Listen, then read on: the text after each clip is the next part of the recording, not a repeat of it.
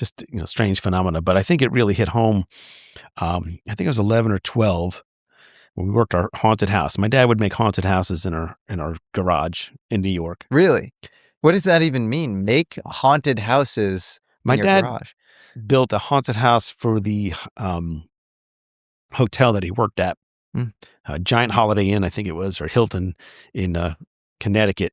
And it was a massive haunted house. And his job was to build the whole darn thing. So he liked that. So the next year we did it at our house. And we would charge people like 50 cents to get in and go through the haunted house. And it was probably, I think it was a 9x11 single car garage haunted house. And we made $1,100. So many people showed up. It was crazy. It was a lot of fun. But, we had a haunted house and it would go on for several weeks. One night while I was there working it, a whole bunch of cars came into the driveway. And I recognized one of the kids getting out of the car. He said, "Charlie, go look at that." And he shows me, we look up and there's these 6 bright white lights at the top of the trees, just hanging over the trees, just going over the road, just, not moving very fast, just hanging out in formation. No sound, no wind, no nothing. And all these cars were following these lights for several days. This happened over a course of several days. Was this every like night. A famous UFO wave or flap or something? It was. It was in the papers and all that jazz. Southeast New York in the mid-'80s. Wow. It was a lot of fun.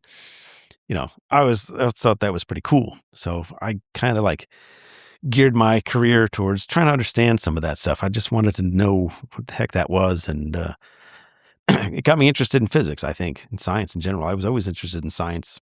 Did they look like orbs, or were they part of a formation, or do you think they were part of the same craft? I think they were different craft. I think they were just separate crafts. Wow. I didn't see a solid object or anything. And so this was for days at a time. And they would come every night. They'd come back and they'd be different parts of the city. I don't know what the heck they were doing or why they were there, but it was pretty cool, pretty wild. It was about the same time where somebody said they saw the Men in Black, which I thought was hysterical. Wild. Because I was, we were trick-or-treating out with my friends and we ran into another group of friends, and that group of friends said, "Hey, these 2 weird guys showed up in these 1920s outfits."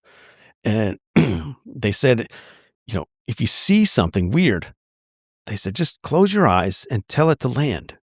Do you guys know what the heck that means? I knew what it was. I said, "Where are these guys?" "They're right over there."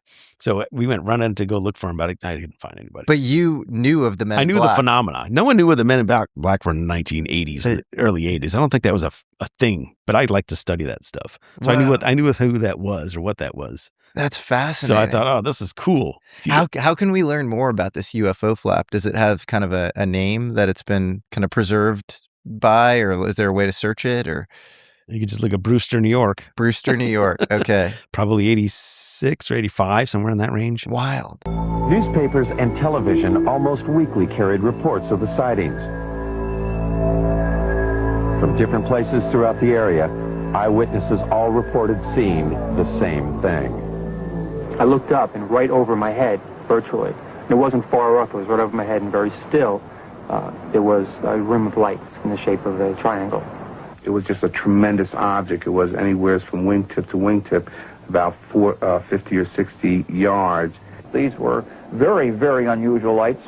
I've never seen anything like it in my life, and so I pulled my car over and I had to take a look.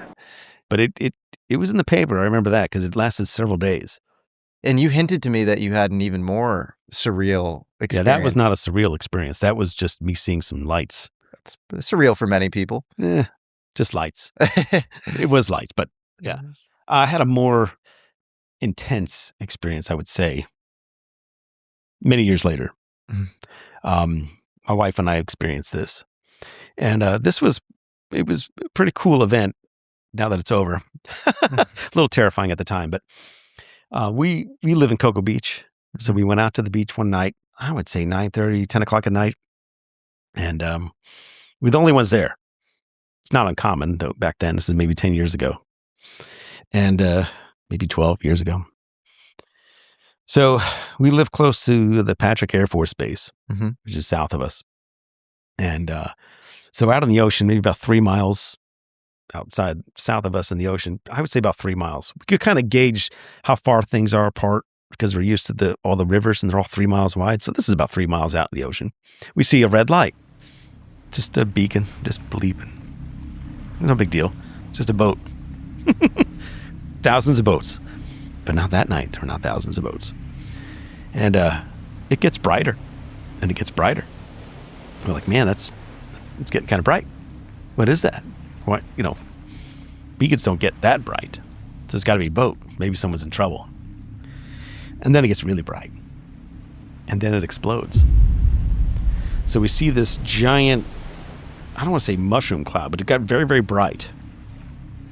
So bright, it lit up the whole beach as far as the eye can see. All the way from Cape Canaveral all the way down.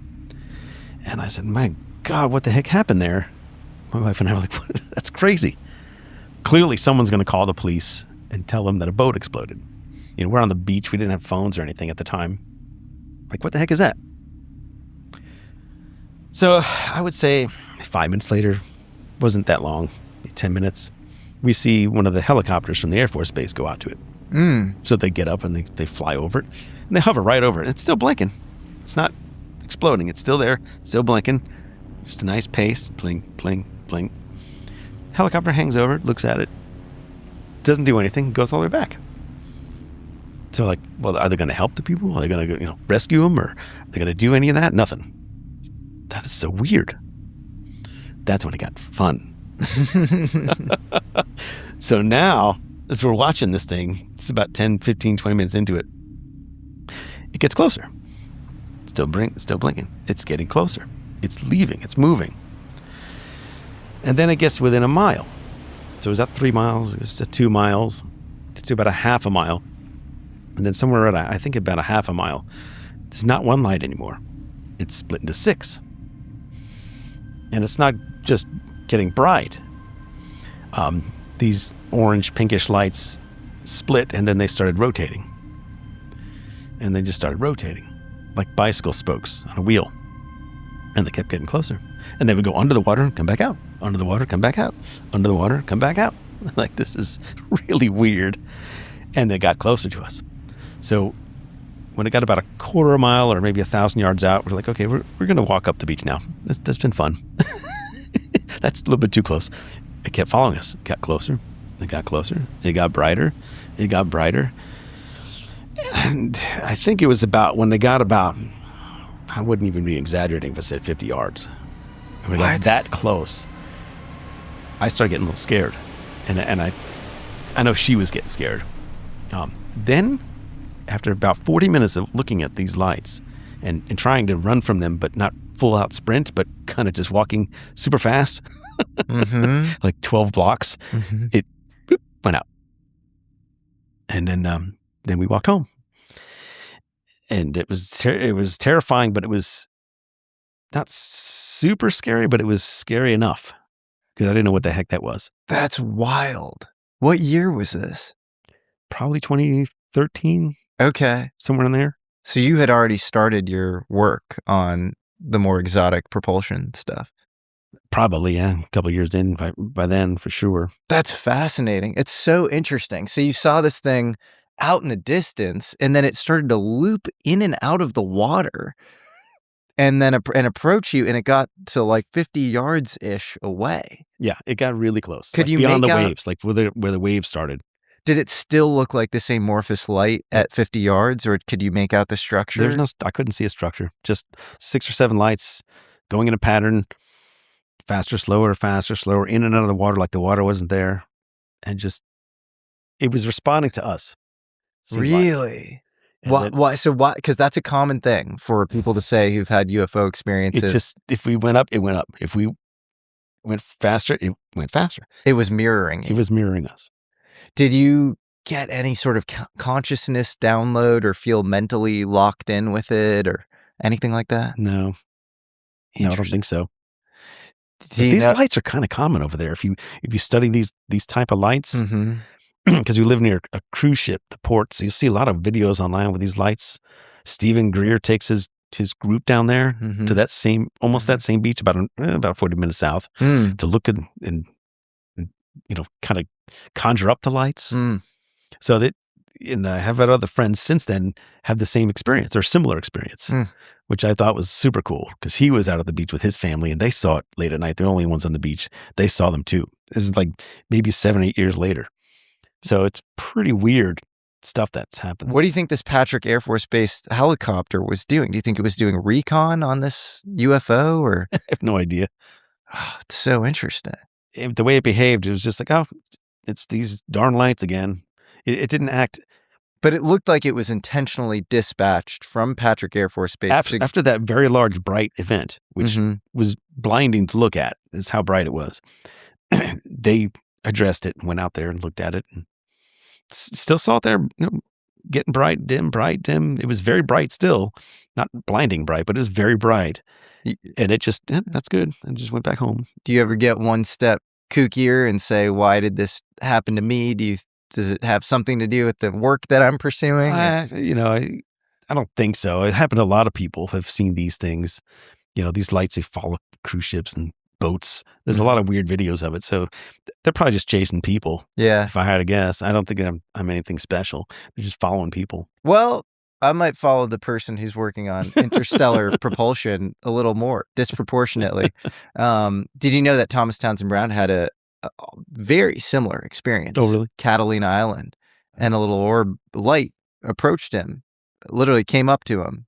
Townsend Brown had a UFO experience in Catalina as a teenager. Is that right? Yes, and I know the exact spot where he was standing. I used to ride my horse up that ridge. It approached him. It actually approached him. And he said that he learned so much standing there with that ball of light that he went back to which at the time was, he had a lab in Pasadena that was funded by his parents. So he had his own private lab, and he said he went to work immediately, and he worked. That was the beginning of his life's work. And he said that everything that he ever learned about his work, he learned instantly. Wow. Everything. Wow. So that's so fascinating. I wish I got a download. I would have been 10 years further ahead. Yeah. Well, maybe you've gotten a lot of downloads and you just don't know it, Yeah. It's always interesting how, science is treated like, you're just figuring this out. Like you figure out the last, term of an equation on a chalkboard or something. And often if you were to probe the scientist in many cases, I don't know if this comports with your experience, it's far more like revelation. It's like, it just hit me. Yep. It's Dirac. We were talking about Dirac. Dirac, staring at the fire in Cambridge and just downloading the Dirac equation, or Heisenberg at Helgoland, figuring out quantum leaps and, probability matrices or whatever around, electron shells.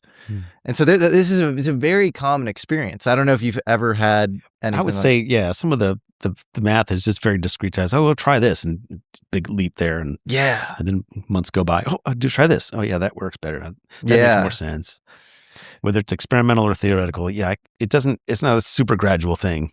Yeah. It does have, step functions to it for sure.